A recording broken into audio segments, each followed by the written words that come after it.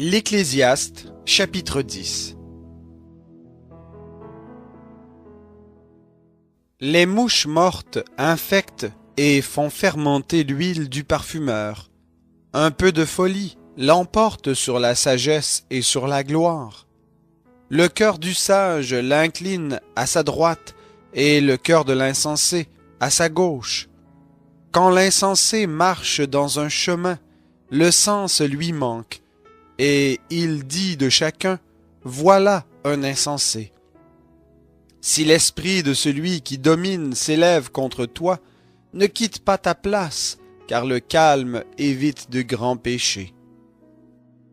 Il est un malheur que j'ai vu sous le soleil, comme une inadvertance échappée à celui qui gouverne. La sottise est placée au poste très élevé, et des riches sont assis dans l'abaissement.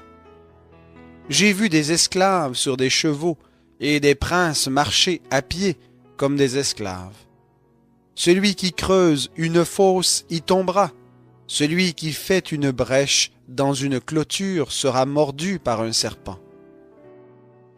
Celui qui remue des pierres en sera blessé. Celui qui fend du bois court un risque. Si le fer est émoussé et qu'on n'en ait pas aiguisé le tranchant, on devra redoubler de vigueur, mais la sagesse a l'avantage du succès. Si le serpent mord faute de charme, il n'y a point d'avantage pour le charmeur.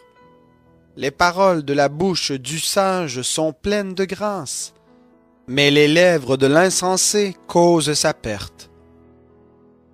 Le début des paroles de sa bouche est une sottise, et la fin de son discours est la démence malfaisante. L'insensé multiplie les paroles. L'homme ne sait pas ce qui arrivera, et qui lui annoncera ce qui arrivera après lui.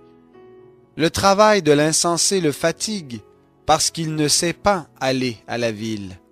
Malheur à toi, pays dont le roi est un jeune garçon, et dont les ministres mangent dès le matin.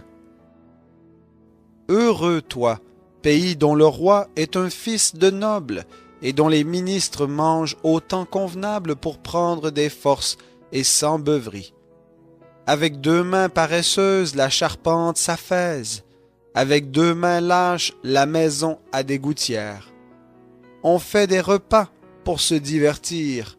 Le vin rend la vie joyeuse, et l'argent répond à tout.